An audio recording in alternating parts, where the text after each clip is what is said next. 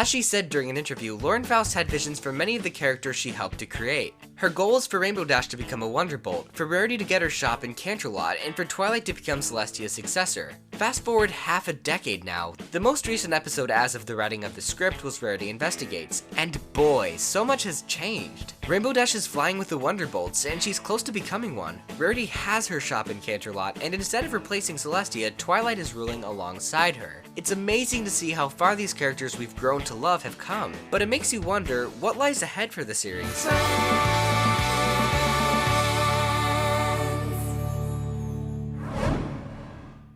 Friendship is Magic is comprised of over 100 episodes now, and while each one tells its own narrative, the whole of them tells a bigger story. Let's review the overbranching story of our central characters, the main six. In the pilot episodes, the main six came together and used the elements of harmony for the first time. The elements were seen as what united them and became the center of the show's lore. For the next 2 seasons, Twilight studied friendship under Celestia until the end of season 3, when she became the Princess of Friendship. The role she would play as Princess, however, wasn't yet revealed. More on that later. On to the season 4 premiere. When the Tree of Harmony lost its energy, the main six sacrificed the elements of harmony to keep the magic going. This is important because it helped them realize their friendship had nothing to do with the elements. Just because friendship is magic doesn't mean friendship depends on magic. Interestingly, what used to be the center of the story haven't been used ever since. Now the mystery behind the elements has expanded into the mystery behind the tree. In the finale of that season, we were introduced to Twilight's castle, which brings us to season 5. Twilight's role as a princess, a concept that had bothered her since she became a princess, was finally made clear. She and her friends, with the help of the cutie map, were to spread friendship across Equestria,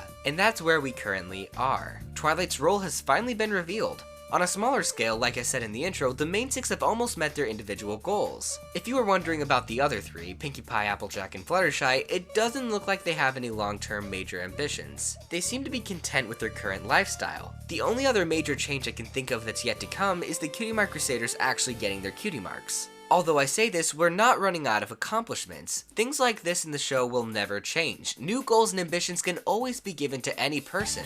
For example, when the CMC do get their cutie marks, it's not the end of their story. They might have the new goal of helping other blank flanks. Also, think about the other 3 members of the main six, the ones who were never given any major long-term ambitions. Who's to say they never will? Fluttershy may want to open a veterinary hospital. Pinkie may want to start her own bakery. Applejack is probably never gonna do anything other than apples, but you get my point. And this doesn't just concern the protagonists. New villains can be introduced or old ones brought back and converted. The show will never run out of ways to keep the characters changing. They can never become fully exhausted of new scenarios the characters have to solve their way out of. When I ask what's left to be done, I'm not talking about the characters or episode plots, I'm talking about the monumental changes. Equestria gaining new bearers of the elements of harmony, Twilight becoming a princess, the chest revealing Twilight's kingdom, the map, all of the big picture changes. It seems like new aspects of the magic of friendship have been introduced each season. The cutie map seems to be the final step. To me, it looks like all the major change, especially concerning magic, is coming to a close. I'm not saying the series is ending. As I said, there's endless potential for the main six and the secondary characters. But the overall story arc is gonna have to take a new direction. Whatever's coming in the season 5 finale or beyond has to continue revealing. Something that expands on our current understanding of magic and history. 5 seasons have basically brought us to a happy ending. A team of 6 ponies meant to spread the magic of friendship.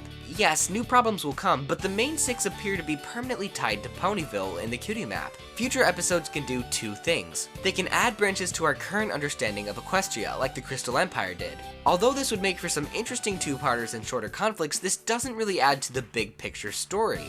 The second thing they can do is explore Equestria's history, like Princess Twilight Sparkle did. What led to the creation of the elements, or the tree? Where did all this magic come from? Is it from an old Alicorn civilization? Things like that. By exploring vertically, they would still be adding to the overarching story, basically prequels. And just because they explore the past doesn't mean they have to abandon the main 6 in the process. Look at how the season 4 premiere showed us about the past. Similar flashbacks or maybe even time travel can be used.